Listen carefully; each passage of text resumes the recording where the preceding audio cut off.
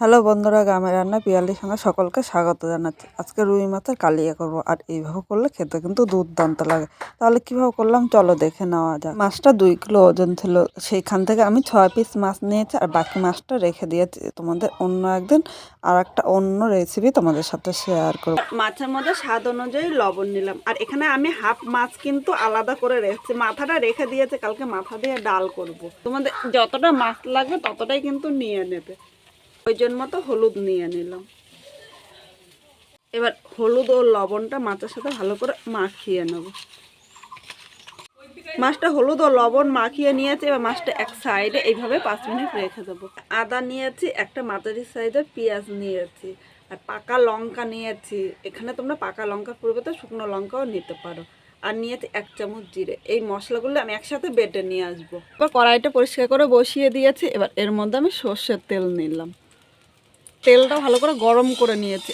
এবার এই তেলের মধ্যে একে একে আমি মাছগুলো দিলাম। 6 পিস মাছ আমি একসাথে ভাজবো। তোমাদের যদি অসুবিধা হয় তাহলে 3 পিস করে কিন্তু 2বারে ভেজে নিতে পারো।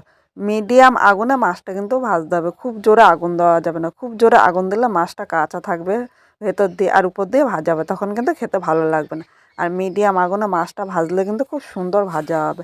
এইভাবে 1 পিঠ মাছ হালকা লাল করে আমি ভেজে নেব। 1 পিঠ মাছ ভাজা হয়ে গিয়েছে, এবার উল্টি এই পিঠটা হালকা লাল করে ভেজে নিতে হবে।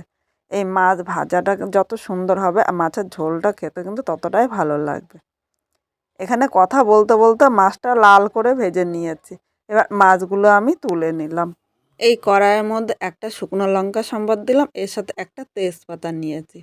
এবার এখানে যে মশলাটা আমি বেটে নিয়েছি সেই মশলাটা আমি এর মধ্যে নিয়ে নিলাম। বাটির গায়ে অল্প মশলা লেগে আছে, তাই বাটিটা ধুয়ে সামান্য জল দিলাম। এবার মশলাটা মিডিয়াম টু লো আগুনে ভালো করে কষাতে হবে, মানে যতক্ষণ মশলা থেকে কাঁচা গন্ধ না যায় ততক্ষণই কিন্তু মশলাটা ভালো করে কষিয়ে নেব। মশলাটা 4 মিনিট কষিয়ে নিয়েছি। এবার এর মধ্যে স্বাদ অনুযায়ী লবণ নিলাম, প্রয়োজন মতো হলুদ দিয়ে দিলাম। আমি এখানে পাকা লঙ্কা বেটে দিয়েছি, তাও 1 চামচ লঙ্কার গুঁড়ো দিলাম, কারণ আমার মনে হচ্ছে একটু ঝাল কম হবে। আর এই শীতের সময় একটু ঝাল ঝাল হলে কিন্তু খেতে ভালোই লাগে। এবার সব কিছু নেড়ে চেড়ে মিশিয়ে নিলাম, আর আপনারা যেরকম ঝাল খাবে সেই হিসাবে কিন্তু লঙ্কার গুঁড়োটা নিয়ে নেবেন। এখন মশলাটা আরও 3 থেকে 4 মিনিট কষিয়ে নেব। এইভাবে অল্প অল্প করে মশলাটা কষানো কিন্তু সুন্দর হবে। এখানে দেখো মশলাটা কষানো হয়ে গিয়েছে, আর মশলা থেকে তেলও ছেড়ে দিয়েছে। আবার একটু নেড়ে চেড়ে নিলাম। এবার এই জায়গায় আমি টক দই নিয়েছি। টক দইয়ের পরিবর্তে তোমরা কিন্তু টমেটোও দিতে পারো, কিন্তু টক দই কিন্তু এই মাছটাকে রান্না করলে দারুণ লাগবে।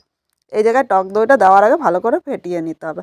আর তোমরা যদি ফ্রিজ থেকে বের করো তাহলে দইটা 1 ঘন্টা আগে বের করবে, নাহলে দইটা যদি এর মধ্যে দেওয়া হয় তাহলে কিন্তু দইটা কেটে যেতে পারে।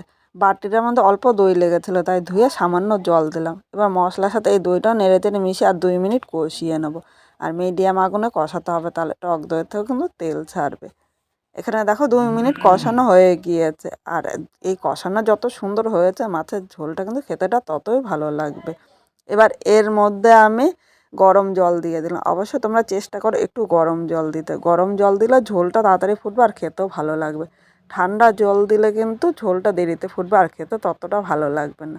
এবার সব কিছু নেড়ে চেড়ে মিশিয়ে নিয়েছি। এখন 2 থেকে 3 মিনিট আমি এই ঝোলটা ভালো করে ফুটিয়ে নেবো। আর তোমরা ঝোল যেরকম রাখবে সেই হিসাবে জল দেবে। আমি কিন্তু খুব বেশি ঝোল রাখবো না, তাই অল্প জল দিলাম। এখানে ঝোলটা ফুটে উঠেছে। এবার এবার একে একে সব মাছগুলো এর মধ্যে নিয়ে নিলাম। এবার মাছটা ঝোলের সাথে নেড়ে চেড়ে মিশিয়ে আরও 2 থেকে 3 মিনিট এইভাবে রান্না করে নেবো। তাহলে মাছের মধ্যে কিন্তু মাছের এই ঝোলটা ঢুকে যাবে, মাছটা খেতেও ভালো লাগবে। মাছের ঝোলটা হয়ে গিয়েছে। এবার এর মধ্যে আমি ধনেপাতা দিয়ে দিলাম। এখন 1 মিনিট স্ট্যান্ডিং টাইমে রেখে দেবো। 1 মিনিট পর নামিয়ে নিয়েছি। আজকে খুব সাধারণভাবে এই রুই মাছের কালিয়াটা রান্না করেছি। আর এইভাবে রান্না করলে দুপুরে গরম ভাতের সাথে কিন্তু একদম জমে যাবে।